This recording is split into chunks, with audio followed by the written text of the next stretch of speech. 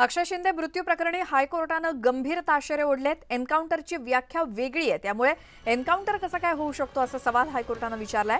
अक्षयच्या वडिलांनी न्यायालयात याचिका दाखल केली आणि या याचिकेवर हायकोर्टातील युक्तिवादादरम्यान कोर्टानं गंभीर ताशेरे ओढलेत। दरम्यान घटनेच्या वेळी त्या वाहनात 4 पोलीस अधिकारी होते, जे पूर्णपणे प्रशिक्षित होते। त्यातला एक एन्काउंटर केलेला पारंगत अधिकारी होता। असं असून सुद्धा या सगळ्यांवरती आरोपी वरचढ ठरून पिस्तूल हिसकावू शकतो हे समजणं थोडं कठीण वाटते असं हायकोर्टानं म्हटलं। दरम्यान संबंधित पोलिसांनी डोक्यात का गोळी मारली नाही, पोलीस डोक्यात गोळी मारतात का असं देखील कोर्टानं विचारलंय।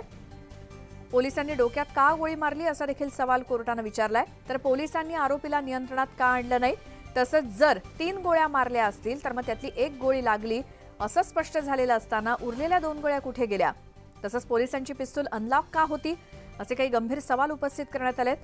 दरम्यान सामान्य माणसाला बंदुकीचा स्लायडर ओढता येत नाही असं देखील कोर्टानं नमूद केलंय।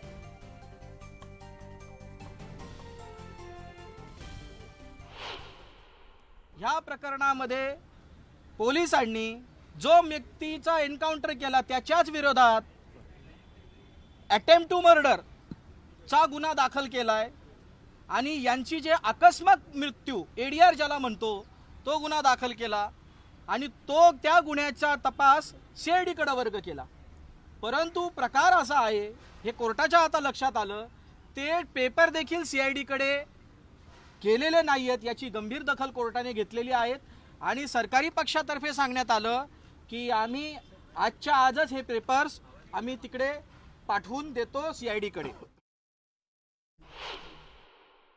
सीडीआर जे कोणी 5 पोलीस अधिकारी या एन्काउंटर मध्ये सामील आहेत त्यांचे पूर्ण सीडीआर काढून ठेवण्याचे निर्देश दिलेले आहेत। सीडीआर जो आहे यांचं टावर लोकेशन, यांच्या कोणाकोणासोबत वार्तालाप झालाय, हे कसे कसे ट्रॅव्हल झालेत, यांचं सगळ्या ज्या गोष्टी आहेत या सगळ्या गोष्टी कोर्टाने प्रिझर्व करून ठेवायला सांगितलेलं आहे आणि या गुन्ह्याची ह्या प्रकरणाची पुढील सुनावणी जी आहे ती आता 3 तारखेला ठेवलेली आहे।